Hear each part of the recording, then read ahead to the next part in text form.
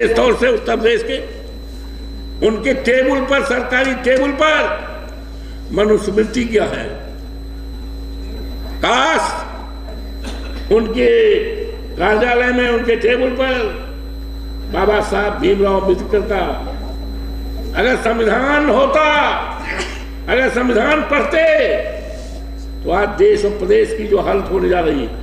लोकसभा के चुनाव में यहां तक कहा जाता था 272 सीट सरकार बनाने के लिए और 400 के पार संविधान हटाने के लिए।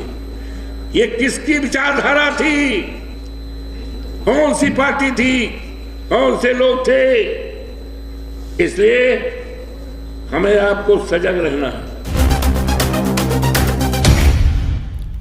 देश की सच्चाई, सच छुपने नहीं देंगे। करोड़ों नौजवान बड़ी बड़ी डिग्रियां लिए हुए, उनको सरकारी नौकरी नहीं मिली। अपनी डिग्री जलाने के लिए कभी कभी सोचते हैं तो यहां तक कि आत्महत्या के लिए।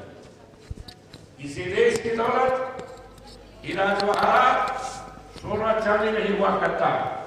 देश की दौलत वहां के इंसान, वहां के युवा हुआ करते हैं जो आज सबसे परेशानी में है। इसकी तरफ किसी को चिंता नहीं। आज अफसोस के साथ रहना पड़ रहा है। मुझे भी खुशी है कि हमारे बीच में तमाम प्रोफेसर हो गए। अभी आदरणीय यूनिवर्सिटी में और दूसरे भी हमारे जो प्रोफेसर बहुत अच्छे ढंग से बताने का काम किया। लेकिन आज जो हम देश के तमाम विश्वविद्यालयों की तरफ नजर डालते हैं तो 0.5% भी आरक्षण नहीं है, आरक्षण नहीं है। इसके लिए हमें चिंता भी करना है, इसके लिए हमें संघर्ष भी करना है, क्योंकि सीधी अंगुली से घी नहीं निकलने वाला। टेढ़ी उंगली से अब उंगली को टेढ़ी करना होगा, लड़ाई लड़ना होगा और तभी हम सब बाबा साहब भीमराव अम्बेडकर के जो संविधान की चर्चा करते। अभी जो चुनाव हुआ है लोकसभा का, लोकसभा के चुनाव में यहां तक कहा जाता था 272 सीट सरकार बनाने के लिए और 400 के पार संविधान हटाने के लिए। ये किसकी विचारधारा थी? कौन सी पार्टी थी? कौन से लोग थे? इसलिए हमें आपको सजग रहना है, हमें आपको निगरानी रखना है। इनकी विचारधारा अच्छी नहीं है। आज हमारे जो मुख्यमंत्री जी लोग हैं और भारतीय जनता पार्टी के हैं और विशेष तौर से उत्तर प्रदेश के, उनके टेबल पर, सरकारी टेबल पर मनुस्मृति क्या है। काश उनके कार्यालय में, उनके टेबल पर बाबा साहब भीमराव अम्बेडकर का अगर संविधान होता, अगर संविधान पढ़ते तो आज देश और प्रदेश की जो हालत होने जा रही है वो ना होती। स्मृति पढ़ करके आज काम हो रहा है, योजनाएं बन रही हैं। और अभी हमारे विद्वान प्रोफेसर साहब ने जो कहा है कि मनुस्मृति धीरे धीरे लागू होगी, धीरे धीरे, और उसी धीरे धीरे में जिस तरह का राष्ट्र वो चाहते हैं उस राष्ट्र को बनाने में सफल हो जाएंगे अगर हमने, आपने संघर्ष न किया, चिंता न किया। और इस देश में जातीय जनगणना बहुत जरूरी है। जिसकी संख्या भारी उसी की हिस्सेदारी। डॉक्टर राम मनोहर लोहिया जी ने कहा था। तो आज इस तरह का जो सेमिनार हो रहा है, हमारे पास तमाम विद्वान हैं, तमाम उनके पास जानकारियां हैं।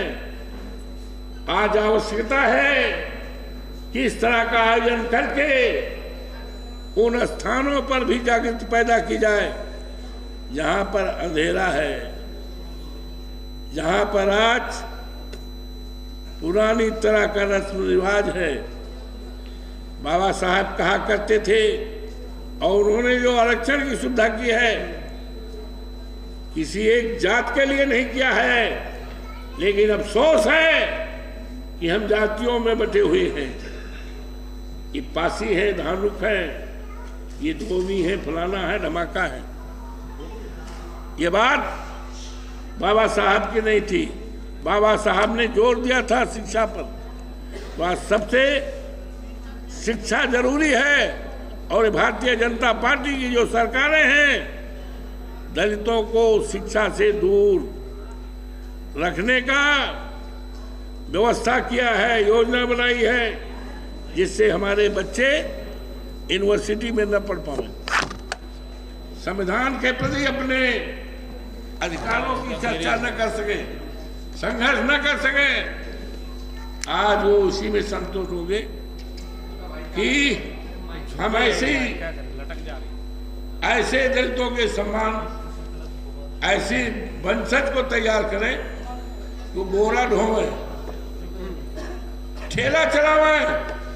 वो कतई नहीं चाहेंगे कि दलितों के बच्चे प्रोफेसर बने, इंजीनियर बने, डॉक्टर बने, आईएएस बने, आईपीएस बने। वो कतई नहीं चाहेंगे। वो चाहेंगे कि ऐसी नस्लें तैयार की जाए जो बोरा ढोवे। ये तमाम चीजें हैं। तो आज हमें खुशी है कि तमाम हमारे विद्वान साथियों ने, जो प्रोफेसर हैं, जानकार हैं, और जिनको पूरी तरह से बाबा साहब भीमराव अम्बेडकर के संविधान की जानकारी है, उस संविधान पर किस तरह से वर्तमान सरकार हमला कर रही है, उस पर जागरूक रहने के लिए और अपने हक और हकूक़ अधिकारों पर कब्जा करने के लिए, लेने के लिए जो जागरूकता का ये शानदार सम्मेलन आयोजित किया गया है, उसके लिए मैं अभिनंदन करता हूँ, स्वागत करता हूँ। और अयोध्या जो मर्यादा पुरुषोत्तम राम की धरती है, वहाँ के देवतुल्य मतदाताओं की तरफ से मैं आपका स्वागत करता हूँ, अभिनंदन करता हूँ, क्योंकि आज चर्चा है अवधेश प्रसाद पासी कैसे जीत गए, सामान्य सीट से कैसे जीत गए, और भारतीय जनता पार्टी कैसे हार गई, क्योंकि उन्होंने तो मंदिर बनवाया था, उन्होंने तो राम को उंगली पकड़ बैठाए थे। What was the reason? तो रीजन ने तो बता दिया वहां के सम्मानित मतदाताओं ने कि अब धर्म के आधार पर राजनीति नहीं चलेगी। ये कैंडिडेट नहीं हारा है, मेरे मुकाबले जो कैंडिडेट लड़ा है वो नहीं हारा है, बल्कि भारतीय जनता पार्टी की विचारधारा हारी है, उसकी मानसिकता हारी है। तो इस तरह से इनकी विचारधारा, मानसिकता जो है हमारे लिए, समाज के लिए विष की तरह है, जहर की तरह है। इस मानसिकता को खत्म करना होगा, तभी हम अपने अधिकारों को पा सकेंगे। और ये अधिकार तब हमें मिलेंगे जब हम उनको पूरी तरह से, जैसे अयोध्या की जनता ने इनका सफाया कर दिया है, उसी तरह से इनका जब तक सफाया नहीं होगा तब तक बाबा साहब भीमराव अम्बेडकर का सपना साकार नहीं होगा। आपने हमें सम्मानित किया अपने बीच में, मैं आपके प्रति आभारी हूँ। आपको बहुत बहुत धन्यवाद। जय हिंद, जय भारत।